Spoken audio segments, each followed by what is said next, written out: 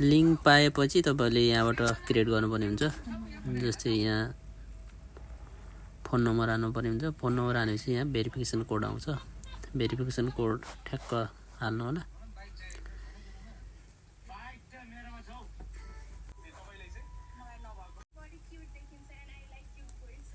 जापानै राख्नु होला। अनि त्यसपछि यहाँ चाहिँ अलो गर्दा नि भयो, नट गर्दा पनि हुन्छ। यहाँ चाहिँ जुन गर्दा नि हुन्छ।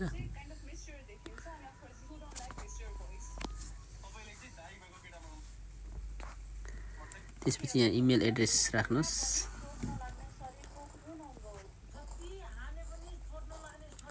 इमेल एड्रेस राखिसकेपछि यहाँ चाहिँ 6 अङ्कको पासवर्ड राख्नुस्। जस्तै यो चाहिँ पछि अब यो एप खोल्नको लागि चाहिने हो। अनि यसमा फेस लक राख्दा पनि हुन्छ। फेस लक चाहिँ राख्नै पर्छ।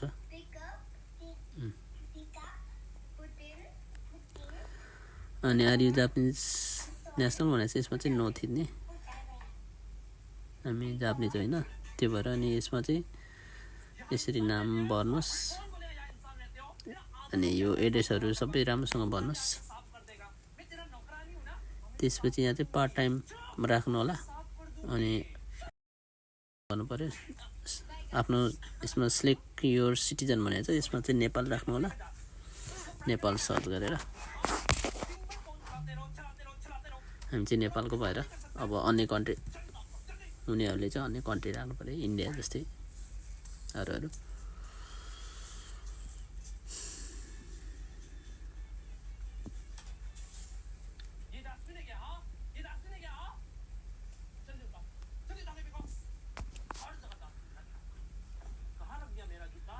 अनि यहाँ चाहिँ रेजिडेन्ट कार्ड पर्मिट जायरो कार्ड भनेको छ। हामीले त्यसमै कन्टिन्यू गर्नु पर्यो।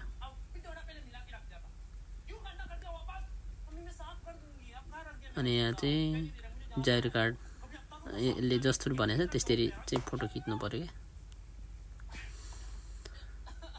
अनि यो चाहिँ एकदम क्लियर आउनु पर्यो है।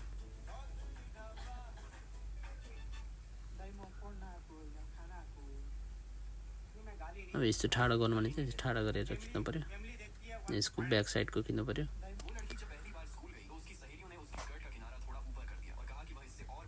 एकदम क्लियर आउनुपर्छ है। अब यो चाहिँ अब आफ्नो फेस भेरिफाई गर्नु पर्यो। अनि यसमा चाहिँ तपाईँले किन युज गर्नुहुन्छ भने चाहिँ डेली पर्चेज गर्दा भयो। दुई तीनटा जुन राख्दा पनि भयो, एउटा राख्दा पनि भयो। यसमा कन्टिन्यू थिच्नु होला।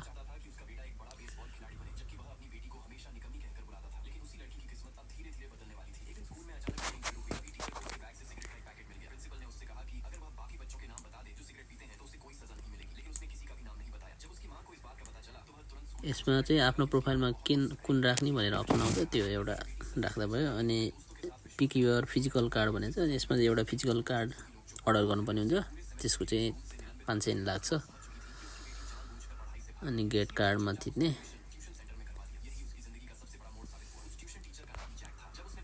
अनि यसको लागि कस्टमाइज गर्ने हो भने चाहिँ केही कस्टमाइज गऱ्यो भने चाहिँ पैसा लाग्छ। 4 अङ्कको पिन सेट गर्नुस्। अनि त्यसपछि एड्रेस ठिक चाहिँ छैन भनेर सोधेको छ। स्ट्यान्डर्ड डेलिभरीमा क्लिक गर्नु होला। त्यसपछि पे लेटरमा थिच्नुस्। प्री अर्डर प्लेस्ड भनेको छ।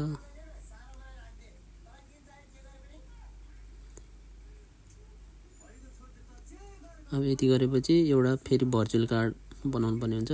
भर्चुअल कार्ड बनाइसकेपछि भर्चुअल कार्ड चाहिँ अब जुन कलर चुज गर्दा नि भयो, त्यहाँ एउटा नाम लेखेर अनि गेट कार्ड फर फ्री भनेर भनेको छ। पैसा लाग्दैन यसको चाहिँ। अनि केको लागि युज गर्ने भनेर भनेको छ। अब जस्तै यहाँ एउटा शङ्कर भन्ने नाम आयो। अनि यो चाहिँ एड टु एप्पल अनि एप्पल वालेटमा एड गर्नुपर्ने हुन्छ। अनि मात्रै हामीले सपिङहरू गर्न मिल्छ। अब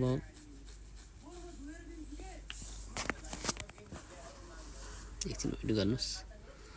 अनि माथि लेखेको सबै कुराहरूलाई एग्री गरेर अनि